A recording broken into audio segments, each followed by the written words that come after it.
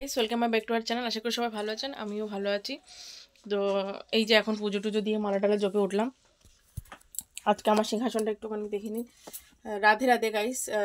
আমার নতুন গণেশ মূর্তি গত পরশু দিনকে শুক্রবার দিন, যেদিনকে পূর্ণিমা শেষের পথে, শুক্রবার দিনে রবিবার দিনকে, সেদিনকে আমার এখানে একটা এরকম গণেশ একটা ইয়ে দিন ছিল, কি বলবো, ধূপদানি ছিল হুবহুব একদম শিব ঠাকুরের মতো, উপরে দিতাম, ওটা গণেশ বিয়ে পড়তো, ওরকম একটা গণেশের ধূপদানি ছিল। আপনারা অবশ্যই এর আগে অনেক, মানে এর আগের যতটা ব্লগ দেখেছেন ওখানে ব্লগেই দেওয়া আছে, দেখে থাকবেন। তো সেটা ভেঙে গেছিলো সকালবেলা, রোববারের সকালবেলা, সেই জন্য আমি ওই দিনই এটা নিয়ে এসেছি, যেহেতু পূর্ণিমার দিনকে ভেঙেছে, পূর্ণিমার দিনকে আমি আমার গণেশকে নিয়ে এসেছি। এইটা হয়তো ধূপদানি না, বাট এর আগেটা ধূপদানি ছিল। তো আমি অনেকজন থেকে জিজ্ঞেস করলাম যে ধূপদানি ভাঙলে কিছু হয় না, তবুও আমি আবার আরেকটা গণেশের মূর্তি নিয়ে এসেছি। আমার এটা নতুন গণেশের মূর্তি, দেখতেই পাচ্ছেন। তো এই হচ্ছে আমার সিংহাসন। আজকে সাদামাটা করে পুজো দিয়েছি। ভুলে গেছিলাম, কমলা ছিল, ভুলে গেছিলাম, নাহলে একটু কমলা দেওয়া যেত। আমি কমলাগুলো এনেছি, তাও ভুলে গেছি ভগবানকে ভোগ লাগাতে। তো এই হচ্ছে আমার পুজো কমপ্লিট করে চলে এসেছিলাম ব্রেকফাস্ট খেতে। মা নিচে পড়ছে, দেখো তুমি খাচ্ছ, পড়ছে। তো সকাল সকাল ব্রেকফাস্টে আজকে করছি ডিম পাউরুটি দিয়ে। এই যে মেয়েও খাচ্ছে, মেয়েও আগে দুধ টুধ খেয়ে নিয়েছে, ওগুলো আমি ওকে আগে মিক্সচারে ইয়ে করে দিয়েছিলাম। আগের মতো আর ছোলা চিবিয়ে চিবিয়ে খেতে হয় না, 1 ঘন্টা 2 ঘন্টা ফেলে বলে, তাই মিক্সচারে ব্ল্যান্ড করে মিক্সচারে দিয়ে দিয়েছিলাম। তো সেই দুধ খেয়ে নিয়েছে ছোলা দিয়ে। তা আর বিশেষ করে আগে যেগুলো ড্রাই ফ্রুটস খেয়েছিল সেগুলো ভাই এনে দিয়েছিল, ভাই এনে দিত।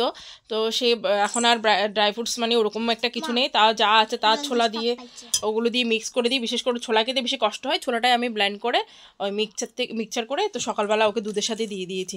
তো এখন খাচ্ছে ও পাউরুটি দিয়ে পাউরুটি দিয়ে ডিম দিয়ে। এই যে আমিও নিয়েছিলাম পাউরুটি, ডিম, সস। এই যে ডিম আমি স্লাইস করে কেটে রেখেছি এখানে আমার জন্য, ওটা ও খাচ্ছে। পাউরুটি, ডিম, সস আর হচ্ছে এদিকে মেয়োনিজ, এগুলো দিয়ে আমি ওখানে ও মিক্স করে নিয়েছি। ওকে সস দিয়েছি, ওকে 3 পিস একসাথে দিয়েছি। এই যে ওকে 3 পিস একসাথে দিয়েছি। ও যেহেতু খাবে না, দুধ খেয়েছে, ওর পেটটা অনেকটা ভরা, তাই ও খেয়ে হারমোনিয়াম ধরবে।